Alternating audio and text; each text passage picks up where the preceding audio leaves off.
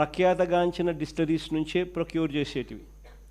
అవి కూడా 20 empanelled distilleries కూడా మనం ఎంపానల్ చేసినవి కాకపోయినా కూడా they are all empanelled distilleries. వాటి నుంచి మాత్రమే ప్రొక్యూర్మెంట్ జరిగేది. అక్కడ కూడా క్వాలిటీ చెక్ జరిగేది. అక్కడ కూడా క్వాలిటీ చెక్ చేసిన తర్వాత అవి ఎటువంటి తప్పుదోవలు పోకోకుండా నేరుగా ప్రభుత్వ దుకాణాల్లోకి మాత్రమే వచ్చేది. ప్రభుత్వమే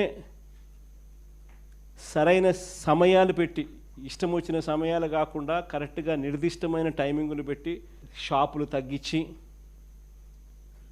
43,000 బెల్ట్ షాపులు అనే ప్రసక్తే లేకోకుండా లాభాపేక్ష ఉండకుండా ప్రభుత్వమే షాపులు నడిపిస్తూ కరెక్ట్గా ప్రభుత్వ దుకాణాలు ఉండేటివి. ప్రైవేట్ వాళ్ళు ఉంటే లాభాపేక్ష ఉంటుంది, ప్రభుత్వమే నడిపితే లాభాపేక్ష ఉండదు. ఇల్లీగల్ పర్మిట్ రూములు రద్దు చేసినాం. ప్రతి షాప్ పక్కన ఉండే ఇల్లీగల్ పర్మిట్ రూమ్స్.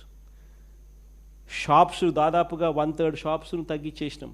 ప్రతి షాప్లోకి డిస్టిలరీ నుంచి మొదలు పెడితే, కంపెనీ లిక్కర్ డిస్టిలరీ నుంచి మొదలు పెడితే ఒక క్వాలిటీ చెక్ అయిపోయిన తర్వాత ఆ బాటిళ్ళ మీద QR కోడ్ ఉండేది.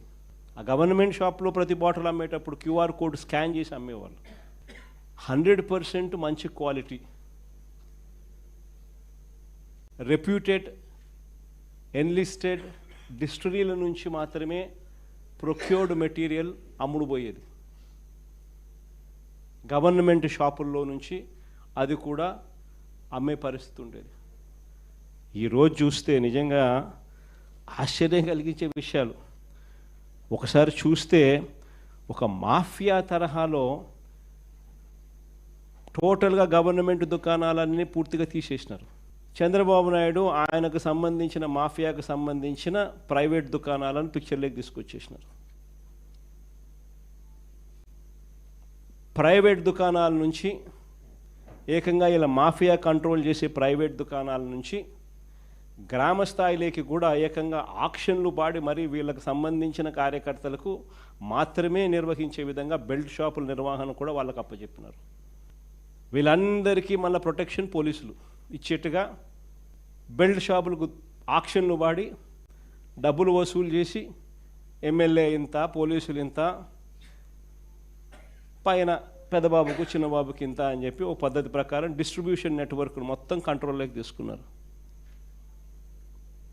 ఒక్కసారి డిస్ట్రిబ్యూషన్ నెట్వర్క్ను పూర్తిగా కంట్రోల్లోకి తీసుకున్న తర్వాత షాపులు నడిపే మాఫియా దగ్గర నుంచి గ్రామాలలో బెల్ట్ షాపులు నడిపే వీళ్ళ కార్యకర్తల దాకా మొత్తం మాఫియాను అంతా కంట్రోల్లోకి తీసుకున్న తర్వాత ఇల్లీగల్గా వీళ్ళ ఆదాయాలు పెంచుకునే దానికోసం ఒకవైపున MRP రేటు కన్నా ఎక్కువ రేటుకు అమ్ముతున్నారు.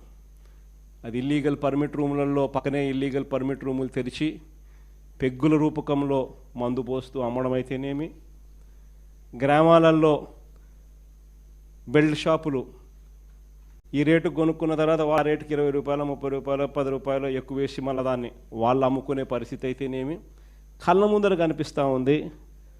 అవినీతి అన్నది ఎలా జరుగుతూ ఉందో, గవర్నమెంట్కి రావాల్సిన ఆదాయం గవర్నమెంట్కి రాకుండా వీళ్ళ జోబీలేక ఆదాయం ఎలా పోతూ ఉందని ఒకవైపున ఈ మాదిరిగా జరిగిస్తూ ఈ లిక్కర్కి సంబంధించి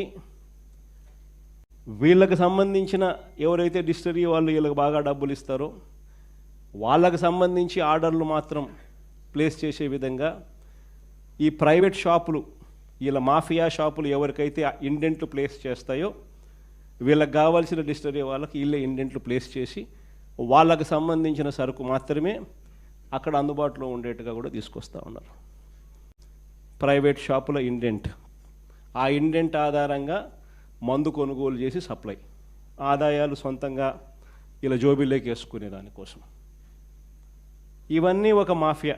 సరే, ఇది కాస్త పక్కన పెడితే నిజంగా అన్నిటికన్నా బాధ కలిగించే విషయం ఏమిటి అని అంటే వీళ్ళ డబ్బు ఆశ అన్నది ఏ స్థాయికి వెళ్ళిపోయింది అని అంటే చివరికి ప్రజలు ఏమి తాగినా పర్వాలేదు, ప్రజలు చనిపోయినా పర్వాలేదు, మా జోబీలలో డబ్బులు ఇంకా ఎక్కువ రావాలి అన్న తలంపులే మోస్ట్ డేంజరస్ పరిస్థితి.